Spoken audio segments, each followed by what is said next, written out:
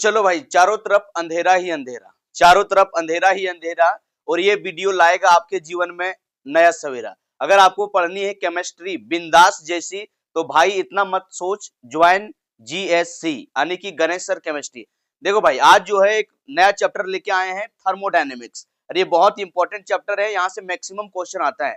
तो आज हम लोग जो है इस चैप्टर का जो है कंप्लीट चैप्टर का एमसीक्यू और इंपॉर्टेंट क्वेश्चन करने वाले हैं। और ये सीरीज का मतलब मेन मकसद है कि आपको जैक बोर्ड में 40 में 40 नंबर दिलाना, और इससे बाहर एक भी क्वेश्चन नहीं आएगा। अगर आप इस वीडियो को पूरा देख लेते हो तो पूरा थर्मोडायनेमिक्स का कंसेप्ट आपका क्लियर हो जाएगा, और एक भी क्वेश्चन आपका भाई बाहर नहीं जाने वाला है। ठीक है, तो यही कहना चाहेंगे कि एक छोटी सी बात कहानी बन सकती है, एक छोटी सी बात कहानी बन सकती है। और अगर जिद पर आ जाए लड़के तो भगत सिंह, और अगर जिद पर आ जाए लड़कियां तो झांसी की रानी बन सकती है। ठीक है, तो आज हम लोग जो है देख सकते हो पूरा इंपॉर्टेंट क्वेश्चन लेके आए हैं, साथ साथ में इसको एक्सप्लेन किए हैं पूरा, और जो एक्स्ट्रा क्वेश्चन जो पूछा जा सकता है उसको भी लिख दिए। ठीक है, इंपॉर्टेंट क्वेश्चन तो है, साथ में उसका थ्योरी भी आपको बताएंगे, और साथ में और एक्स्ट्रा जो जरूरी वो भी क्वेश्चन करवाने वाले हैं। तो इस वीडियो को पूरा देखो, पूरा आपको मजा आने वाला है, और एक भी क्वेश्चन यहाँ से आपका बाहर नहीं जाएगा, दावा है। ठीक है, तो चलो हम लोग क्या कर रहे हैं कि टारगेट एग्जाम को कर रहे हैं, क्लास 11 वाला। ठीक है बाबू, तो चलो इन्हीं बातों के साथ चलते हैं। देखो, तो पहला क्वेश्चन दिया हुआ है, तो आपका चैप्टर 5 का पहला क्वेश्चन दिया हुआ है, व्हाट स्टेट ऑफ मैटर। पूछ रहा है कि सॉरी, थोड़ा तबीयत खराब है, गला में थोड़ा प्रॉब्लम है। आपको वीडियो को पूरा देखना है, कहीं आपको दिक्कत नहीं होगा। ठीक है, तो कभी कभी खांसी आ जाए, इसके लिए सो सॉरी। ठीक है, और अगर आप वीडियो देख रहे हो तो भाई कॉपी और पेन जरूर रखना, और साथ में चीजें को नोट करते रहना, ऐसा नहीं। और जब भी हम कुछ मिटा दें, आपको वीडियो को पीछे करके फिर से कंसेप्ट को नोट कर लेना। ठीक है, चलो, तो यहाँ पहला क्वेश्चन दिया है, what state of matter has, what state matter has highest entropy. बोल रहा है कि कौन सा मैटर का यानी कि पदार्थ का ऐसा कौन सा अवस्था है जिसके पास सबसे ज्यादा हाईएस्ट एंट्रोपी होता है। देखो भैया, आप लोग को एंट्रोपी हम पढ़ाए थे, और एंट्रोपी नहीं जानते हो तो यहाँ देख लो। एंट्रोपी को जो है हम लोग एस से डिनोट करते हैं। एंट्रोपी का मतलब होता है measure the degree of disorder, disorder और रैंडमनेस इन योर सिस्टम।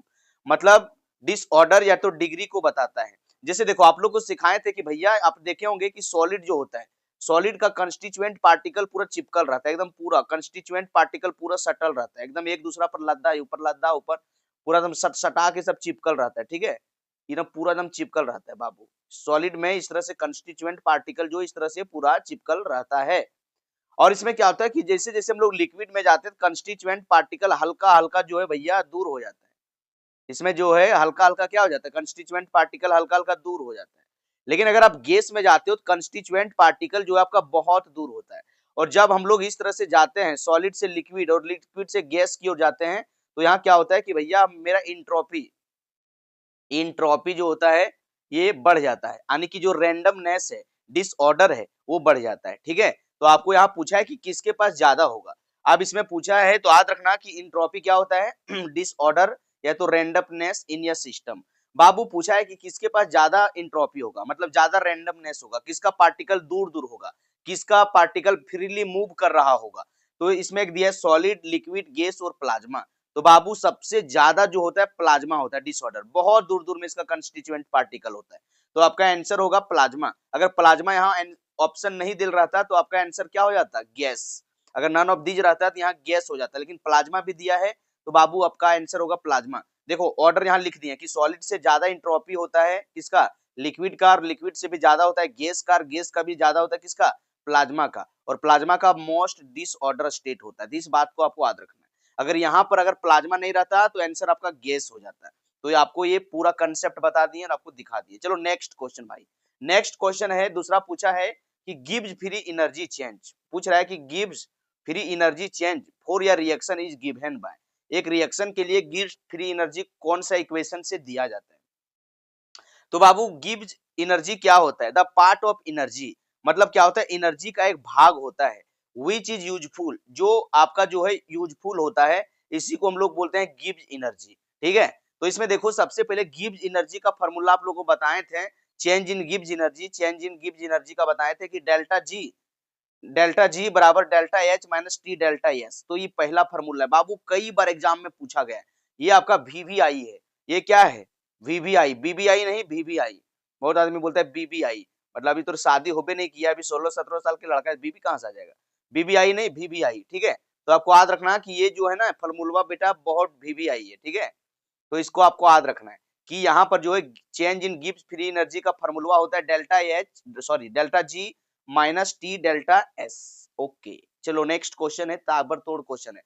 पूछा है कि डेल्टा जी, अगर delta G change in Gibbs free energy का वैल्यू नेगेटिव आ गया तो प्रोसेस कैसा होगा? प्रोसेस कैसा होगा? If delta G is negative for या प्रोसेस, अगर किसी प्रक्रिया के लिए डेल्टा जी नेगेटिव है, द प्रोसेस इज, पहला नॉन स्पॉन्टेनियस, दूसरा आपको दे दिया है एट इक्विलिब्रियम, और तीसरा दे दिया है स्पॉन्टेनियस, और चौथा दे दिया रिवर्सिबल। बाबू देखो, अगर डेल्टा जी नेगेटिव आ गया, अगर डेल्टा जी अगर नेगेटिव है तो वो प्रोसेस आपका होता है स्पॉन्टेनियस, इस बात को याद रखना। तो ये प्रोसेस होगा आपका स्पॉन्टेनियस। ये बहुत इंपॉर्टेंट कंसेप्ट है बाबू, इसको भी आपको परीक्षा में रखना है। क्या करता है कि कभी कभी क्या करेगा कि डेल्टा जी बोल देगा कि डेल्टा जी का वैल्यू लेस देन जीरो है, प्रोसेस कैसा होगा? तो आपको याद रखना कि अगर डेल्टा जी का वैल्यू लेस देन जीरो है तो आपका प्रोसेस होगा स्पॉन्टेनियस, और लेस देन जीरो का मतलब हुआ नेगेटिव। अगर जीरो से कम हम लोग जाएंगे भैया तो नेगेटिव तो होगा।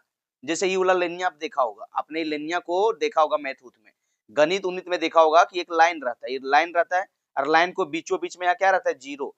जीरो से पहले यहाँ क्या रहता है? यहाँ होता है -1 -2 -3 -4, और यहाँ क्या रहता है? 1 2 3 4 5। तो देखो, अगर जीरो से हम लोग कम आएंगे तो नेगेटिव ही तो मिलेगा, और जब भी आपका नेगेटिव होगा तो ये प्रोसेस कैसा होता है?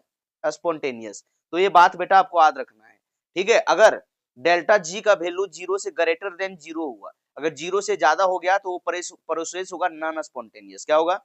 Non spontaneous. और अगर डेल्टा जी का वैल्यू इक्वल टू जीरो होगा तो ये प्रोसेस जो होगा इक्विलिब्रियम में होगा। क्या होगा? इक्विलिब्रियम में, ठीक है?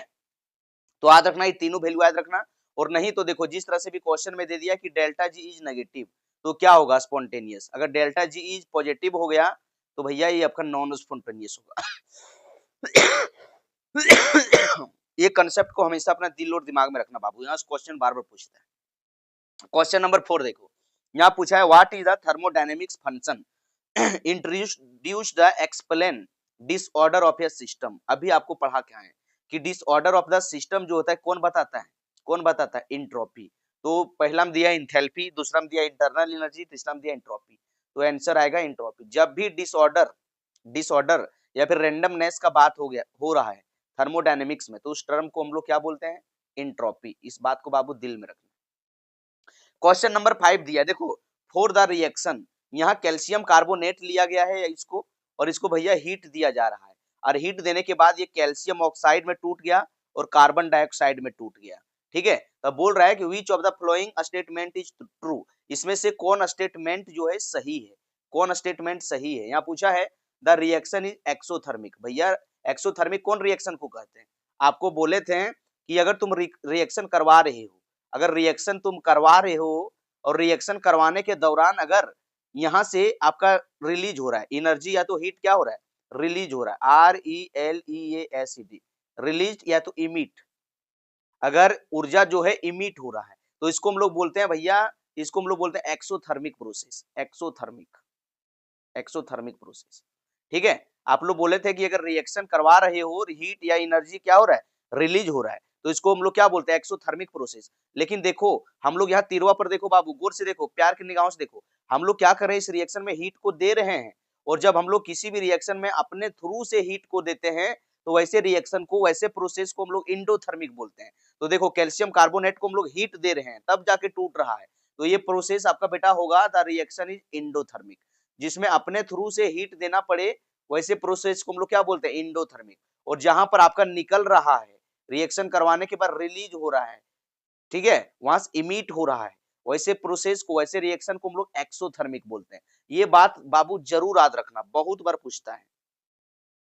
देखो छठा क्वेश्चन दिया है कि if the enthalpy change for your reaction, एक enthalpy for change of the reaction पूछ रहा है कि N2 गैस और H2 गैस मिलाएं तो अमोनिया बन गया, और इसका वैल्यू है -92 किलो जूल पर मोल।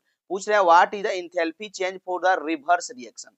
तो बाबू ये पूछ रहा है, ध्यान देना प्यार से, ये पूछ रहा है कि बेटा जब हम लोग हम लोग N2 गैस, जब नाइट्रोजन गैस और 3 मोल ऑफ हाइड्रोजन गैस को मिलाएं तो ये मेरा बन गया 2 मोल ऑफ अमोनिया। क्या बन गया? 2 मोल ऑफ अमोनिया गैस।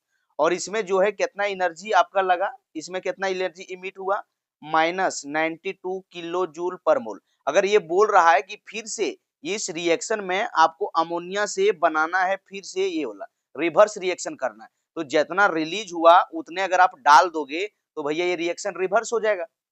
ऐसे समझो एक गिलास है, अभी गिलास में पूरा पानी भर ले बाबू छप छपा के, आपको पियास लगल था जमजमाए के, आप ये गिलसक पनिया उठा के पी के आधा दिया, तुम खाली कर, ये गिलसा पूरा आधा खाली कर दिया।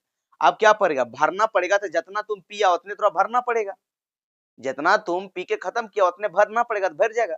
तो इसी प्रकार से क्या हो रहा है कि जब हम लोग अमोनिया 1 मोल हम लोग नाइट्रोजन गैस लेते हैं और 3 मोल हम लोग हाइड्रोजन गैस लेते हैं, और इस केस में 2 मोल आपका अमोनिया बन रहा है, और इसमें जो एनर्जी -92 किलो जूल रख रहा है। अरे अगर आपको अमोनिया फिर से रिवर्स जाना है तो भैया आपको क्या करना होगा? प्लस करना होगा इस वैल्यू को। तो यही आपका प्लस में वैल्यू निकलेगा 92 किलो जूल पर मोल। देखो यहाँ आपका 90 -92 दिया है, तो अगर रिएक्शन को रिवर्स कर रहे हो तो इसमें प्लस हो जाएगा, तो आपका आंसर बी वाला होगा। चलो बबुआ अगला क्वेश्चन देखो, तगड़ा क्वेश्चन है। इसमें पूछ रहा है what is the enthalpy change for your reaction. पूछ रहा है कि एक रिएक्शन के लिए एंथैल्पी चेंज क्या होगा जब हम लोग हाइड्रोजन गैस और ऑक्सीजन गैस को मिलाएं तो यहाँ 2 मोल लिक्विड बना। If the enthalpy of formation are, यहाँ एंथैल्पी ऑफ फॉर्मेशन आपको लिक्विड का यानी कि वाटर का दे दिया है -285.883 किलो जूल पर मोल। बाबू आप लोग को हम ये फार्मूला बताए थे, और नहीं तो जहां पढ़ रहे होंगे आपको टीचर ये बताया होगा कि अगर किसी भी change in enthalpy change reaction का लिखना है, ठीक है, रिएक्शन का एंथैल्पी चेंज अगर लिखना है तो क्या होता है, यहाँ summation of product enthalpy of formation of product minus enthalpy of formation of reactant, ठीक है, ये आप पढ़ा होगा। तो हम लोग को क्या लिखना था भैया? हम लोग को लिखना था यहाँ किसका, हम लोग को लिखना है किसका लिखना है, देख लो, what is the enthalpy change for your reaction, अतना व्हाट इज द फॉर्मेशन। तो हम लोग को लिखना है यहाँ एंथैल्पी चेंज अगर हम लोग लिखेंगे तो यहाँ क्या हो रहा है, देखो वाटर का लिखना है 2 मोल है, ध्यान से देखो, यहाँ हम लोग को पूछा वाटर का। अब वाटर जो आपको दिया है ये दिया है 2 टाइम H2O, 2 टाइम, तो वाटर का हम लोग को वैल्यू दे दिया है, वाटर का वैल्यू दे दिया है -285.83 किलो जूल पर मोल। तो हम लोग को क्या है कि हम लोग लिखते हैं प्रोडक्ट माइनस रिएक्टेंट। आप देखो इसमें जो है रिएक्टेंट में वैल्यू तेलू कुछ दे भी नहीं किया है, तो रिएक्टेंट के जगह हम लोग देखो यहाँ 0 पुट कर दिए, और यहाँ देखो 2 टाइम वाटर था तो यहाँ 2 रखें और मल्टीप्लाई कर दिए, और वाटर का वैल्यू दियल था कितना -2.85, तो यहाँ रख दिए 285.83, और इसमें क्या है कि आपका रिएक्टेंट का वैल्यू नहीं दिया था तो यहाँ 0 पुट कर दिए। जब इसको मल्टीप्लाई करोगे तो आपका आंसर होगा 571.66 किलो जूल पर मोल। तो आपका आंसर क्या हो जाएगा 571.66 किलो जूल पर मोल, मतलब पहला आ जाएगा आंसर, ठीक है। चलो बाबू अगला क्वेश्चन है। इस वीडियो में जितना भी क्वेश्चन आपको करवा रहे हैं, चाहे आप जैक बोर्ड का है, सीबीएसई बोर्ड का है, ठीक है, यूपी का है, बिहार का है, बहुत इंपॉर्टेंट क्वेश्चन करवा रहे हैं बाबू, परीक्षा में आएगा। पूछ रहा है which of the flowing represent enthalpy change. पूछ रहा है कौन इंथैल्पी चेंज को रिप्रेजेंट करता है, दर्शाता है। तो आप लोग को सिखाए थे बाबू कि इंथैल्पी चेंज, एच का मतलब होता है इंथैल्पी, एच को हम लोग इंथैल्पी बोलते हैं, ENTHALPY, और इंथैल्पी चेंज बोल दिया तो इसके आगे डेल्टा लगा दो, तो ये आपका बन जाएगा इंथैल्पी चेंज, इंथैल्पी चेंज या तो चेंज इन इंथैल्पी। तो हम लोग को क्या क्वेश्चन में पूछा है कि following represent enthalpy change, enthalpy change मैंने डेल्टा एच आपको लिखना होगा, तो डेल्टा एच कहाँ है भैया, देख लो सी नंबर में, ठीक है। तो इस तरह से आपको ध्यान देना है, अगर सिर्फ इंथैल्पी पूछता तो एच में मारते हैं, लेकिन चेंज इन इंथैल्पी बोल दिया तो यहाँ डेल्टा एच लिखना होगा, ठीक है। अगर इसी तरह से सिर्फ आपको बोल दिया इंट्रोपी तो एस लिखेंगे, अगर चेंज इन इंट्रोपी बोल दिया तो डेल्टा एस लिखेंगे, बात को समझो। अगर बोल दिया गिब्स एनर्जी तो सिर्फ हम लोग जी लिखेंगे, चेंज इन गिब्स एनर्जी बोल दिया तो हम लोग डेल्टा जी लिखेंगे। बाबू इस तरह का टर्म को अपने खोपड़ी में सेट कर लो, ये परीक्षा में आता ही आता है, ठीक है। चलो अगला क्वेश्चन देखते हैं बबुआ।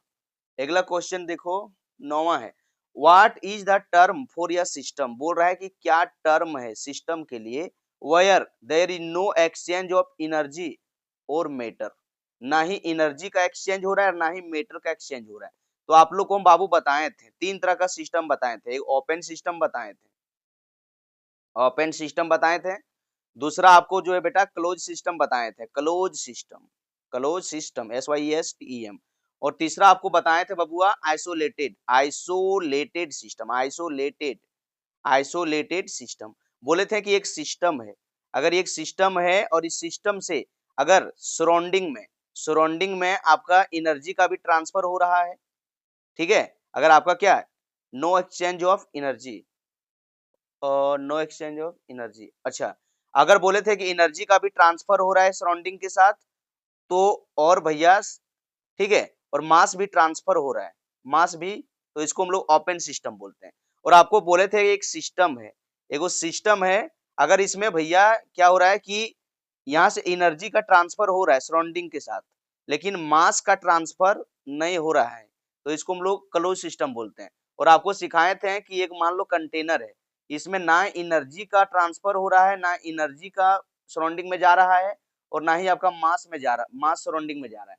तो ऐसे सिस्टम को हम लोग बोलते थे आइसोलेटेड सिस्टम, ठीक है, आपको ये पढ़ाए थे सारा कॉन्सेप्ट, ठीक है। तो यहाँ की यही तो पूछा है कि भैया there is no exchange of energy, ना ही एनर्जी में एक्सचेंज हो रहा है और मैटर, तो क्या होगा, इसको क्या बोलेंगे बाबू, आइसोलेटेड सिस्टम बोलेंगे।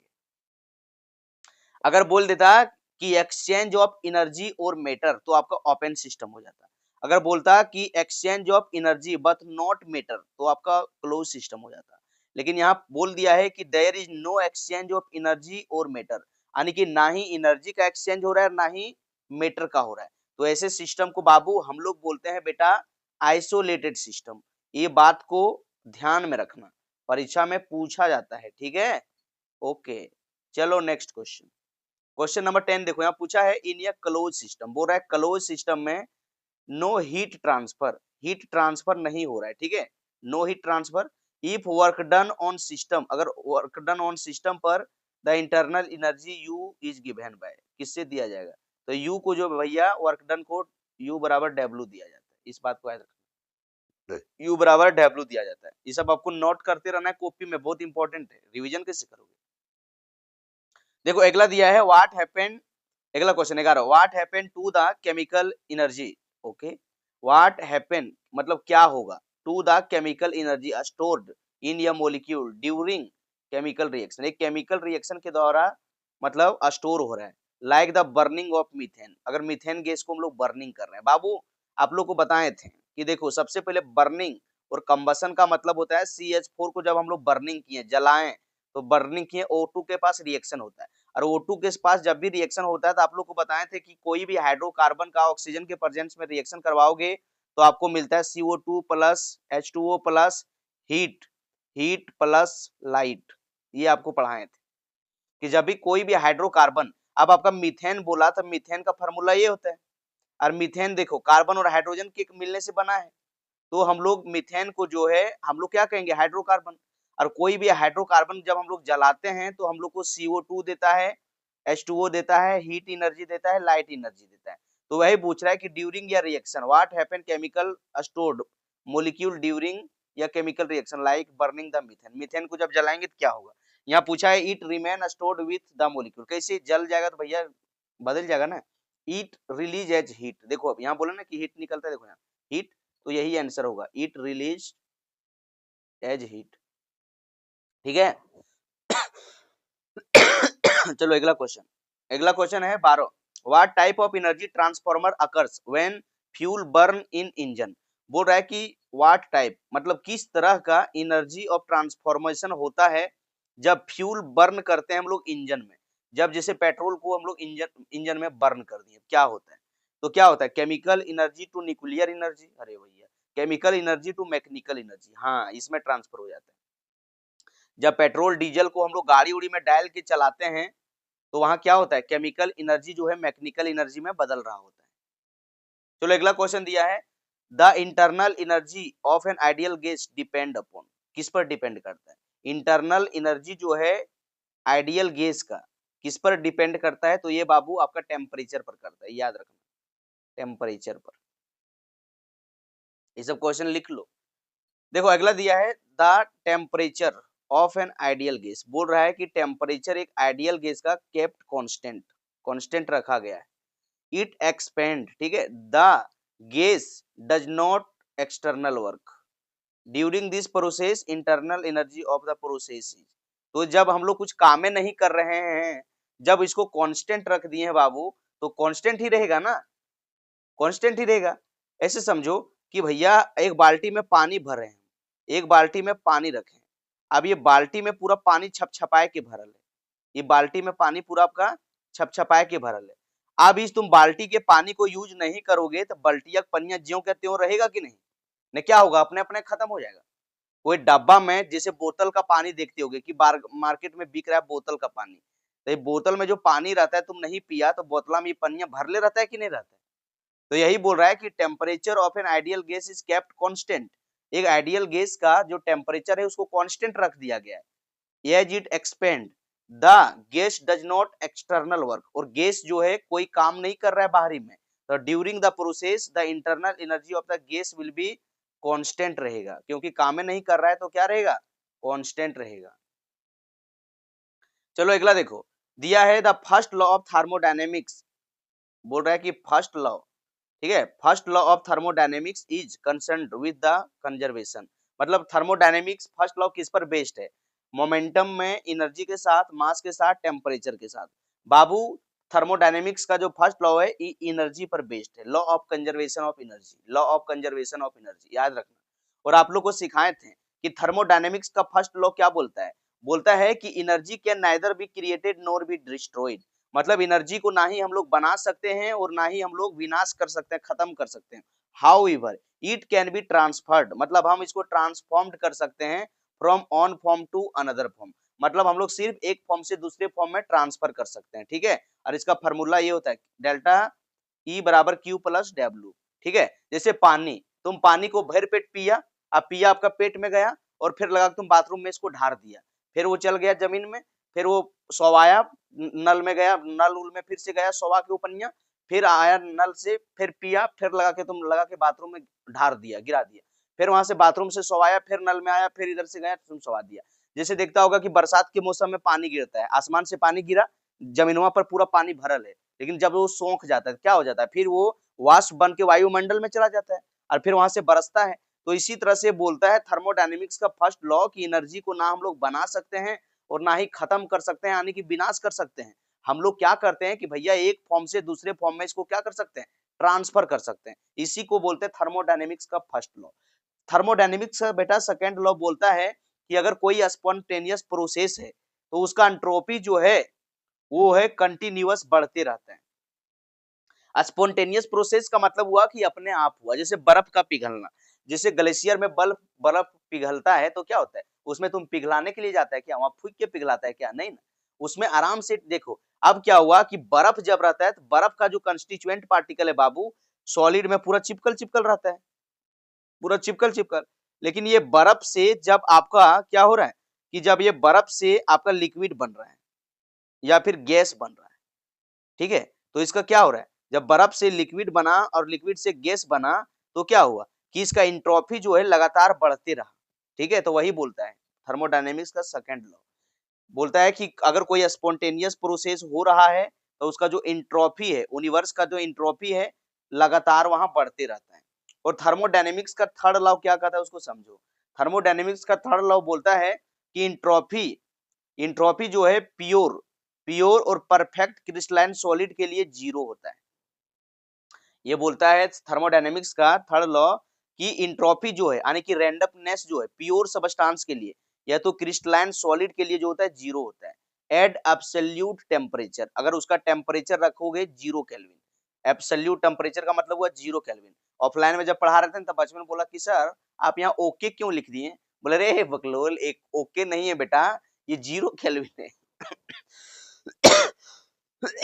थोड़ा पानी पी लेते हैं ना, जल ही जीवन, जल ही जीवन। चलो,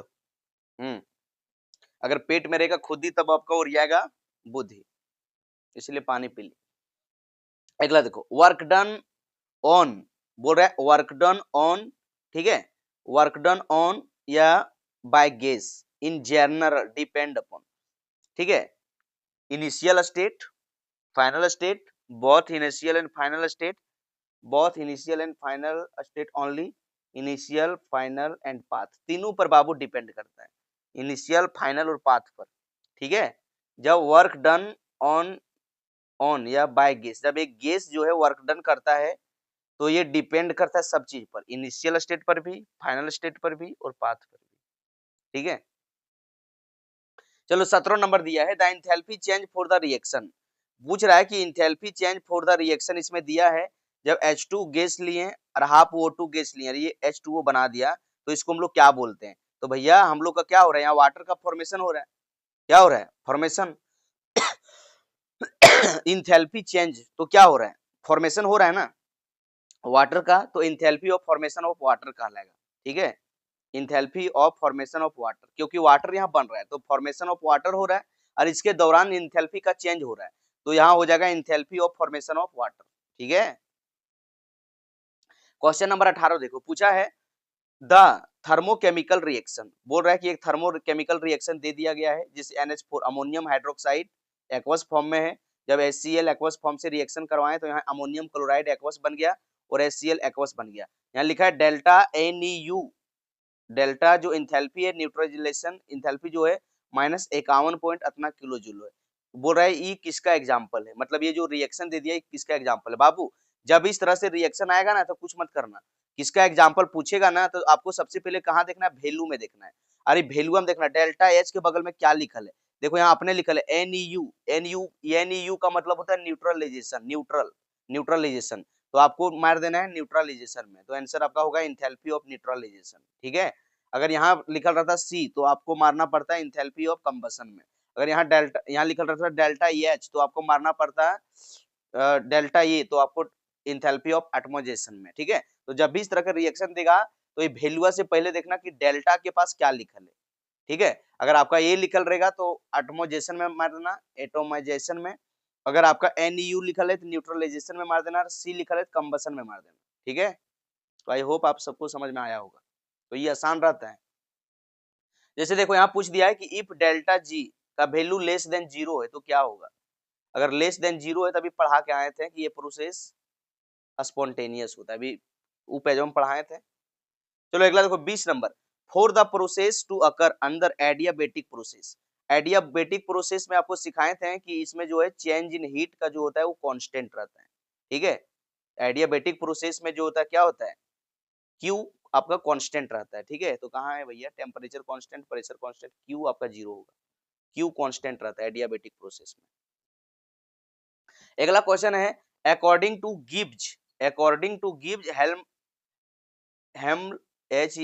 Helmholtz equation delta G is, अभी आपको पढ़ाएं कि डेल्टा G बराबर होता है delta H minus T delta S, delta G बराबर अभी आपको पढ़ाए थे, वो गिब्स एनर्जी जब पढ़ाए थे वो गिब्स एनर्जी में भी बता गए थे कि डेल्टा G बराबर होता है delta H minus T delta S, इसी को बोलते हैं हेल्महोल्ट्ज, ठीक है। तो इसमें आपका हो जाएगा कहाँ है डेल्टा G बराबर delta H T delta S, कहाँ है यहाँ देखो बी नंबर आंसर।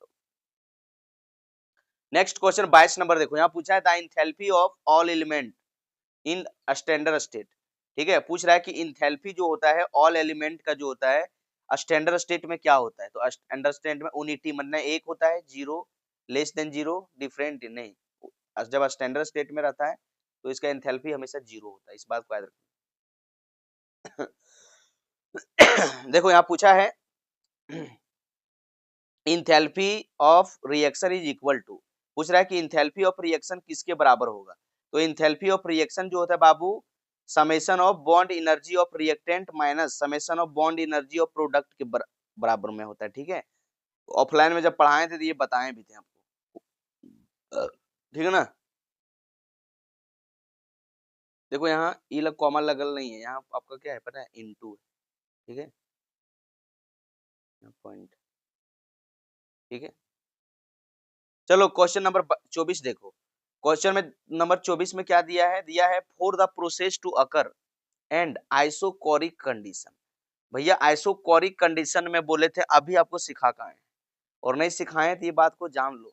अगर आपका आइसोथर्मल बोला, क्या बोल दिया, आइसोथर्मल, तो आइसोथर्मल में क्या होता है, डेल्टा टी को कांस्टेंट रखा जाता है। अगर आपको आइसोबारिक बोल दिया, क्या बोल दिया, आइसोबारिक प्रोसेस, BRS, तो इसमें क्या होता है, डेल्टा P इक्वल टू 0 रखा जाता है।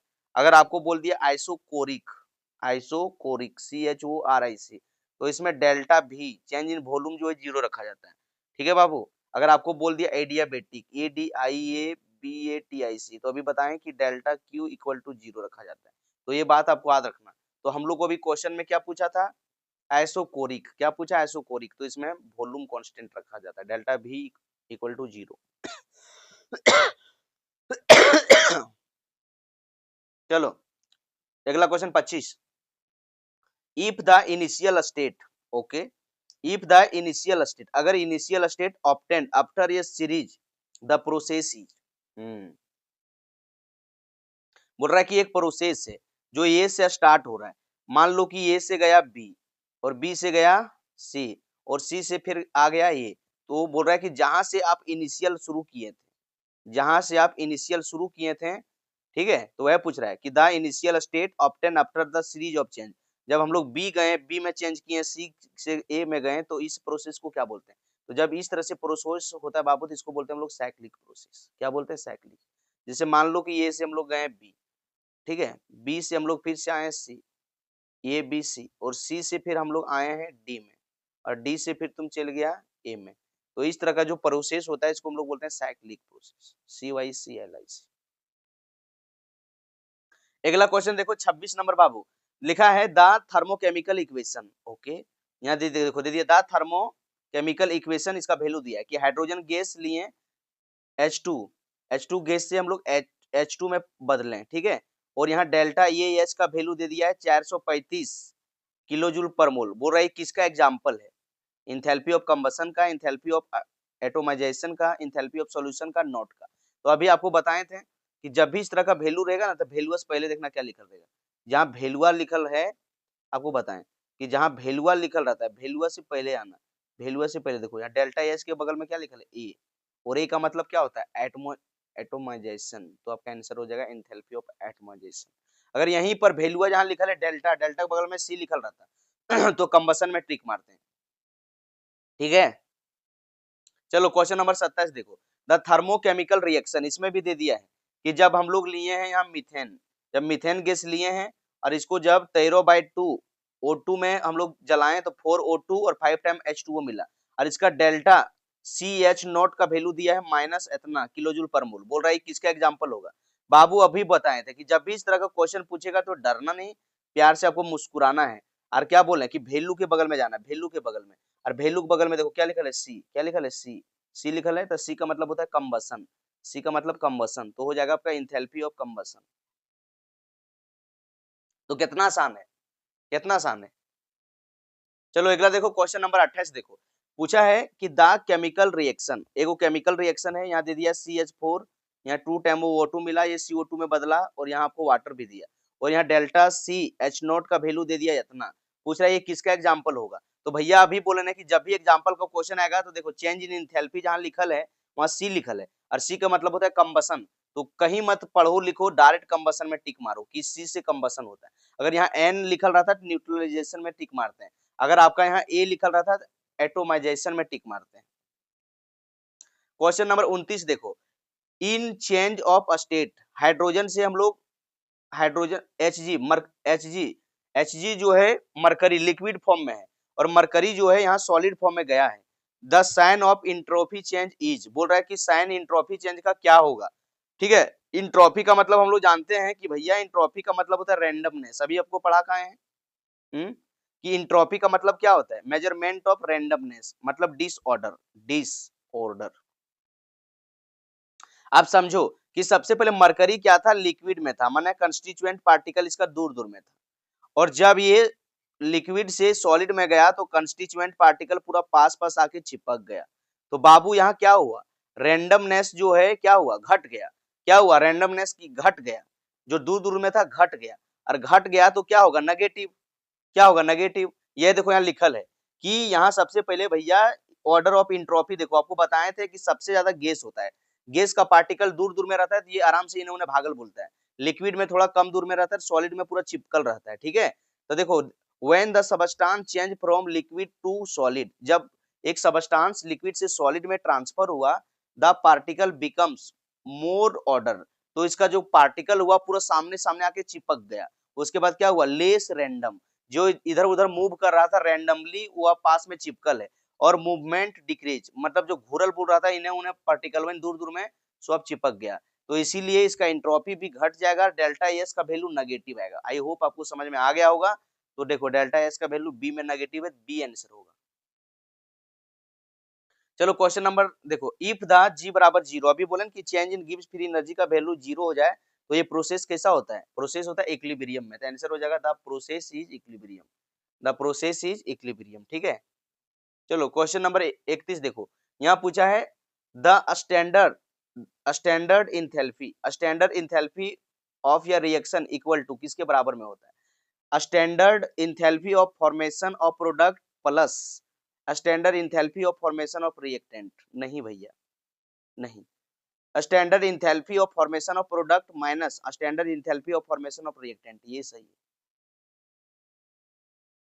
अभी बता भी आए, ठीक है।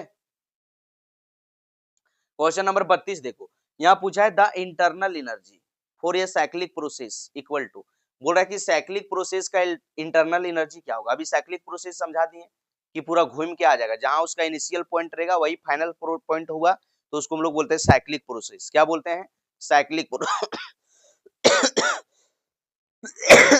तो उसको हम लोग क्या बोलते हैं बाबू, साइक्लिक प्रोसेस, है ना। तो पूछ रहा है कि इंटरनल एनर्जी साइक्लिक प्रोसेस के लिए क्या होगा, तो साइक्लिक प्रोसेस के लिए इंटरनल एनर्जी हमेशा जीरो होता है, इस बात को याद रखना। देखो यहाँ इसका डिफिनेशन लिख दिए, इंटरनल एनर्जी क्या होता है, अंडर या given set of condition the certain amount of energy dissociated, मतलब एक सर्टेन अमाउंट ऑफ एनर्जी जो है सिस्टम के साथ डिसोसिएट होता है, तो उसी को बोलते हैं हम लोग पोटेंशियल एनर्जी, और ये पोटेंशियल सॉरी इंटरनल एनर्जी, और इंटरनल एनर्जी को हम लोग बड़ा ई या तो बड़ा यू से डिनोट करते हैं, ये सिंबल भी याद रखना, परीक्षा में कभी कभी पूछ देता है कि internal energy is denoted by represented by, तो याद रखना ई या फिर यू।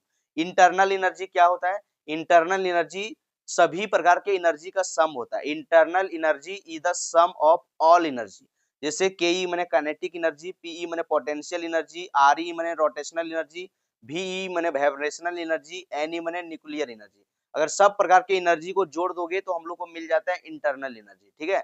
तो याद रखना इंटरनल एनर्जी जो होता है एक एक्सटेंसिव प्रॉपर्टी होता है, क्या होता है, एक्सटेंसिव प्रॉपर्टी, एक्सटेंसिव प्रॉपर्टी किसे कहते हैं, जो अमाउंट ऑफ सबस्टांस पर डिपेंड करता है, ठीक है। ये भी याद रखना, परीक्षा में पूछ देगा कि इंटरनल एनर्जी में साइक्लिक प्रोसेस किसके बराबर होगा, जीरो के बराबर, पूछ देगा डिनोट किससे करते हैं, ई से या फिर यू से, अगर बोल देगा कि ये कौन सा प्रॉपर्टी है तो याद रखना एक्सटेंसिव प्रॉपर्टी, और अभी बताएं कि साइक्लिक प्रोसेस के लिए क्या होता है, इंटरनल एनर्जी जीरो के बराबर, देखो क्वेश्चन पूछ दिया, और ऑफलाइन में पढ़ाए थे, बच्चा को बताएं भी थे। देखो 33 नंबर क्वेश्चन दिया है द मेजर ऑफ रैंडमनेस, बोल रहा है कि मेजर रैंडमनेस या फिर disorder of A system is called, क्या कहलाता है, तो अभी बोले थे क्या बार बतेले आ रहे हैं कि इंट्रोपी कहलाता है, क्या कहलाता है, इंट्रोपी, देख रहे हो इंट्रोपी का क्वेश्चन कितना मैंने लिए हैं, इंट्रोपी का क्वेश्चन बार बार परीक्षा में आता है बाबू।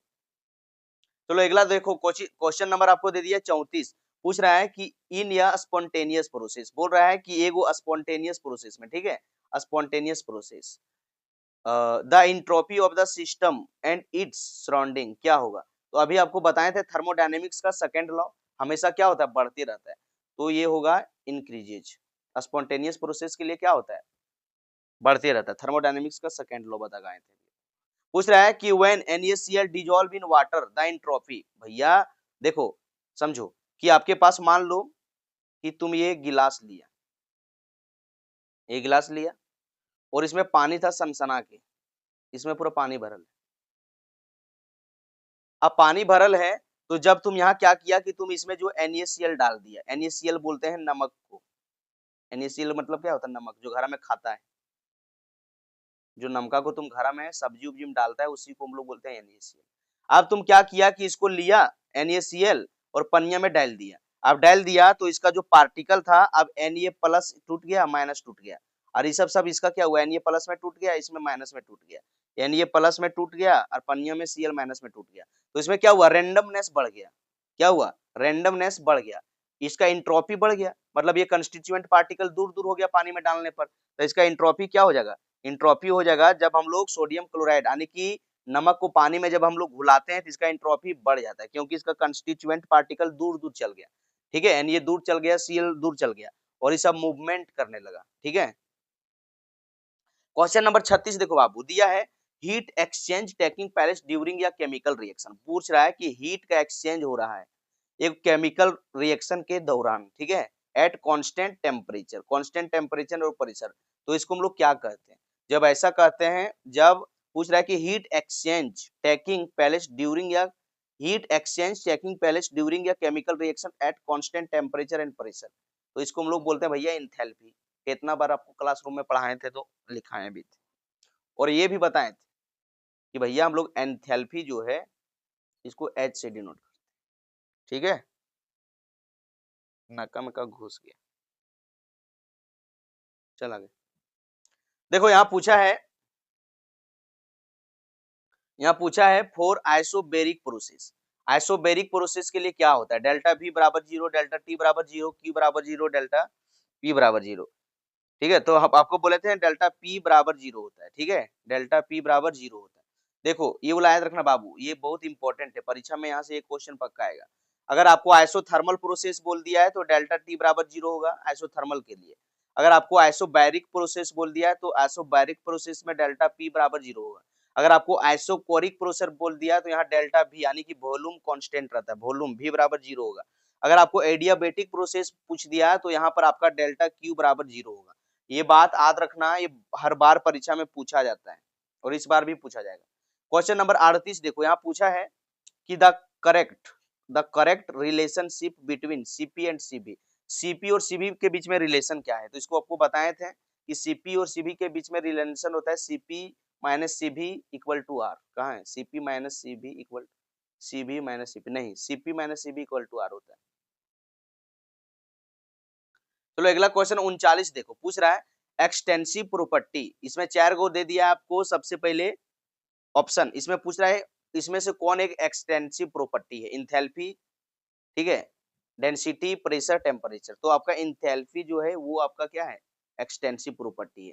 आपको एक्सटेंसिव प्रॉपर्टी और इंटेंसिव प्रॉपर्टी बाबू पढ़ाए थे, बोले थे कि जो एक्सटेंसिव प्रॉपर्टी जो होता है ये डिपेंड करता है अमाउंट ऑफ सबस्टांस के ऊपर।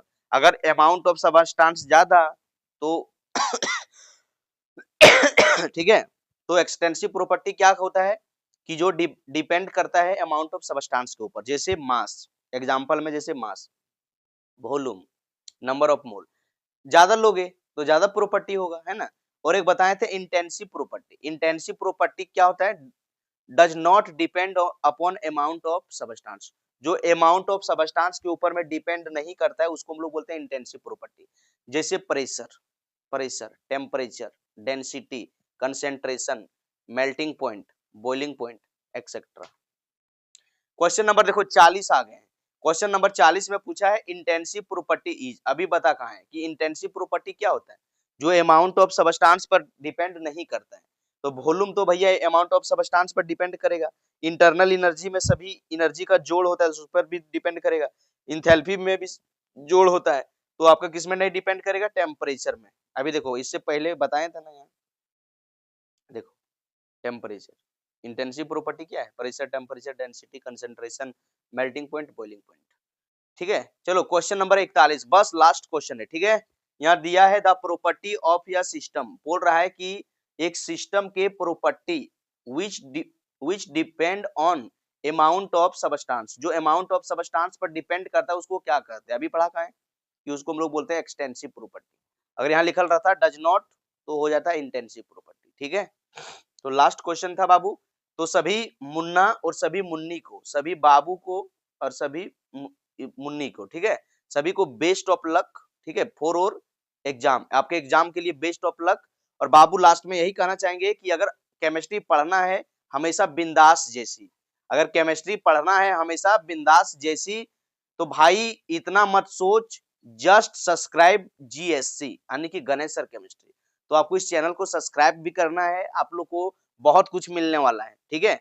इस चैनल पर बहुत कुछ मिलेगा, नोट्स मिलेगा, पीपीटी मिलेगा, ठीक है, एग्जाम भी लिया जाएगा, बहुत कुछ होगा, ठीक है। तो इसको आपको सब्सक्राइब करना है, दोस्ती करना है और आपके स्कूल में, कॉलेज के ग्रुप में इसको शेयर भी करना है। जो बच्चा स्कूल ट्यूशन नहीं पढ़ता उसके पास भी वीडियो शेयर करो, ताकि वो बच्चा एग्जाम का तैयारी कर सके। पढ़ेगा इंडिया, बढ़ेगा इंडिया, ठीक है।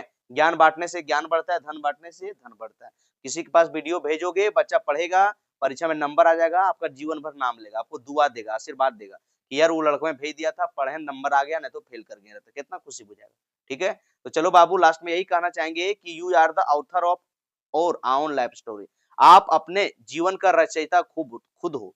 अगर अभी आप डूब के मेहनत करोगे तो आप जीवन में अच्छा इंसान बनोगे, एक अच्छा डॉक्टर बन सकते हो, इंजीनियर बन सकते हो, साइंटिस्ट बन सकते हो और देश को एक नई ऊंचाई तक ले जा सकते हो, ठीक है। तो चलो मिलते हैं किसी नेक्स्ट वीडियो में, तब तक के लिए take care, best of luck. बेटा पढ़ाई करते रहो, जीवन में आगे बढ़ते रहो। और आप इस वीडियो को कहां से देख रहे हो कमेंट में जरूर बताना। और अगला आप किस चैप्टर पर वीडियो चाहते हो, किस टॉपिक पर वीडियो चाहते हो, कमेंट में जरूर बताना।